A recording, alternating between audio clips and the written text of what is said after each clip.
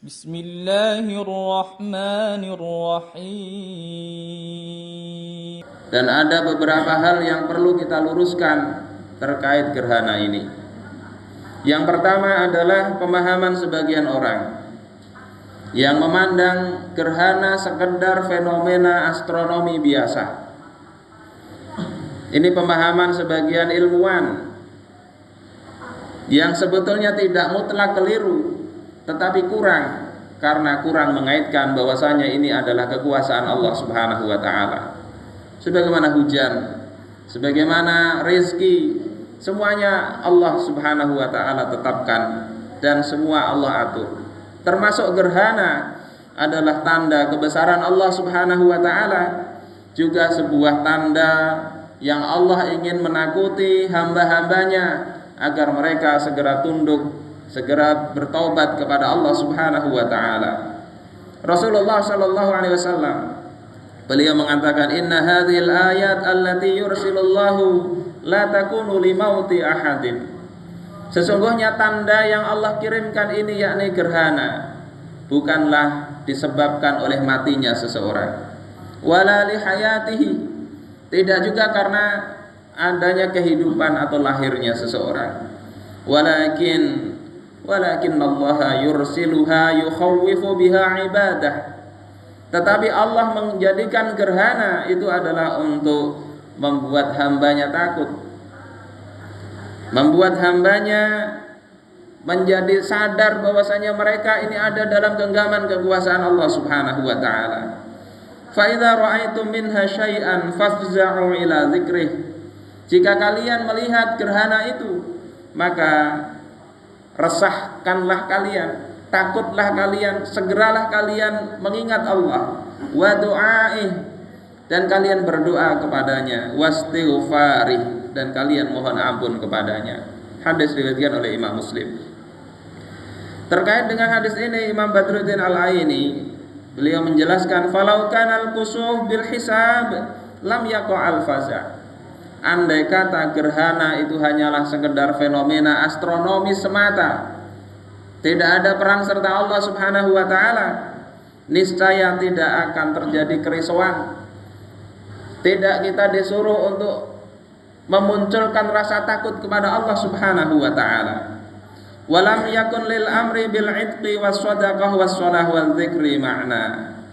Dan kalau sekedar gerhana itu adalah faktor astronomi, maka tidak ada maknanya disuruh membebaskan budak untuk sholat, untuk berzikir, dan ibadah-ibadah yang lain. Ma'asyiral muslimin rahimakumullah, Allah Subhanahu wa taala bahkan mengaitkan gerhana ini dengan hari kiamat. Dalam surah Al-Qiyamah, yas'alu ayyana yaumul qiyamah, dia bertanya kapan kiamat itu tiba. Maka Allah katakan, fa idza bariqal basar wa khasafal qamar wa jumi'a asy-syamsu wal qamar yaqulul insanu yawma idzin aynal mafar.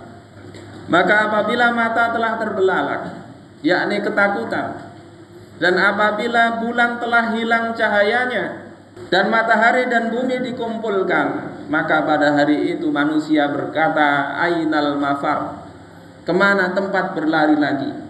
Tidak ada tempat berlari kecuali menuju Allah Subhanahu wa taala, kecuali menuju perhitungan, pertanggungjawaban apa yang telah kita lakukan, semuanya besar ataupun kecil akan dimintai pertanggungjawaban oleh Allah Subhanahu wa taala.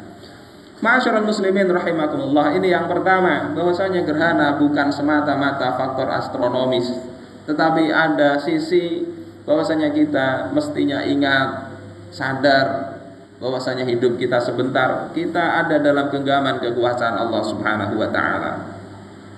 Pelajaran kedua yang bisa kita ambil adalah bahwasanya posisi planet dan bintang termasuk gerhana itu tidak memberikan pengaruh terhadap baik dan buruknya kehidupan kita.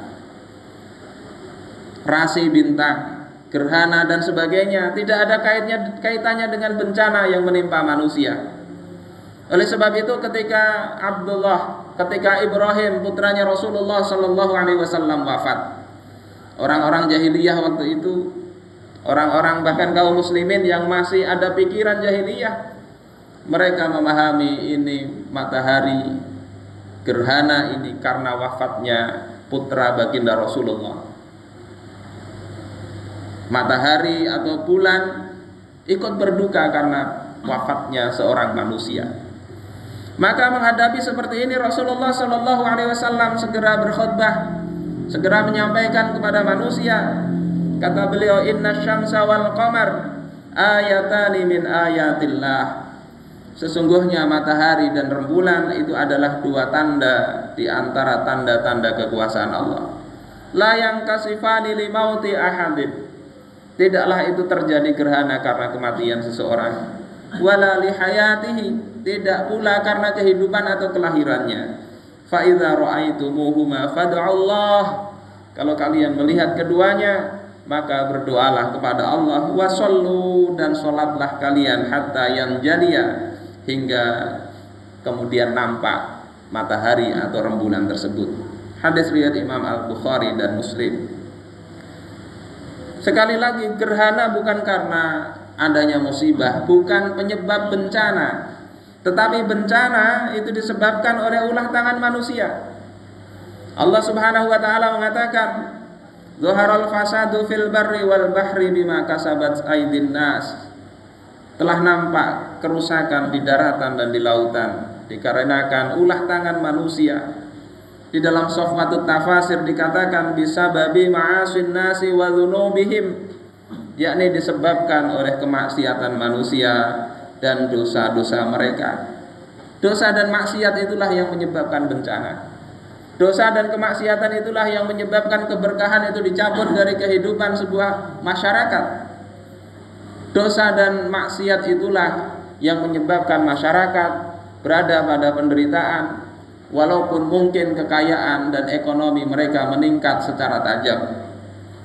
Masyarul muslimin, jamaah salat gerhana yang dimuliakan Allah Subhanahu wa taala, kita bisa melihat bahwasanya dosa, maksiat itu tidak mesti merugikan secara fisik. Dosa dan kemaksiatan itu tidak mesti membuat orang bangkrut. Bahkan sebaliknya, dosa dan kemaksiatan kadang membuat ekonomi membaik secara fisik. Tapi yang jelas dosa dan kemaksiatan itu akan menjadikan Allah murka dan pasti berujung kepada kebangkrutan, kepada penderitaan. Masyarul muslimin, kita bisa lihat bagaimana umatnya Nabi Musa alaihissalam. Di dalam surah Al-A'raf ayat 163 Allah Ta'ala berfirman, Was'alhum 'anil qaryah allati kanat hadiratal bahr idh ya'duna fis sabti. Ingatlah, tanyakan kepada mereka tentang penduduk suatu kampung yang ada di pinggir lautan ketika mereka melanggar aturan hari Sabtu. Idh ta'tihim hitanuhum yawma sabtihim syurra'a. Ketika pada hari Sabtu itu ikan-ikan datang kepada mereka mengapung-apung. Wa yauma la yasbituna la ta'tihim. Sementara pada hari selain hari Sabtu, ikan-ikan itu tidak menampakkan dirinya. Kadzalika nabluhum bima kanu yafsukun. Demikian itulah kami uji mereka disebabkan karena mereka berlaku fasik. Ma'asyiral muslimin rahimakumullah, secara kasat mata apa yang dilakukan oleh umatnya Nabi Musa? Mereka melanggar larangan Allah, mencari ikan di hari Sabtu yang sebetulnya itu dilarang. Secara kasat mata, siapa yang dirugikan ketika mereka mencari ikan? Mereka tidak rugi secara fisik, bahkan mereka mendapatkan tambahan gizi. Masyarakat juga mungkin tidak rugi karena mereka mendapatkan ikan yang lebih banyak daripada yang mereka peroleh di lain hari Sabtu. Apa yang mereka lakukan mungkin dari sisi kesehatan juga akan dikatakan meningkatkan gizi masyarakat. Tetapi sekali lagi, melanggar perintah Allah Subhanahu wa taala tetap saja sebuah kemaksiatan, apapun manfaat yang diperoleh. Oleh sebab itu kemudian Allah berikan siksa kepada mereka. Allah berikan azab kepada mereka. Inilah sebetulnya yang terjadi di sebuah negeri manapun ketika mereka jauh dari perintah Allah Subhanahu wa taala. Walaupun akal mereka memahami bahwasanya pelanggaran itu mendapatkan manfaat, ketaatan itu akan membahayakan, maka pada hakikatnya justru kemaksiatan itulah bahaya sebesar-besar bahaya. Masyarul muslimin, jamaah salat Id yang dimuliakan oleh Allah Subhanahu wa taala. Ini pelajaran kedua. Bencana tidak terkait dengan gerhana. Bencana tidak terkait dengan rasi bintang.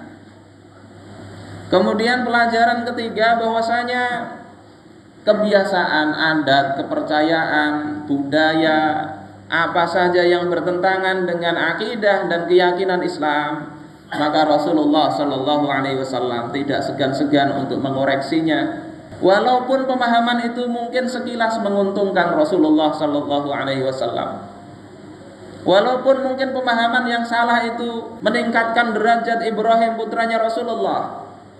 Wafatnya Ibrahim disambut dengan gerhana. Siapa yang tidak senang? Secara naluriah mungkin orang merasa tersanjung, merasa hebat. Tetapi Rasulullah Shallallahu Alaihi Wasallam, adat kebiasaan yang kemudian bertentangan dengan Islam, beliau koreksi, beliau ganti dengan yang lebih baik, yakni sholat gerhana yang kita lakukan malam ini.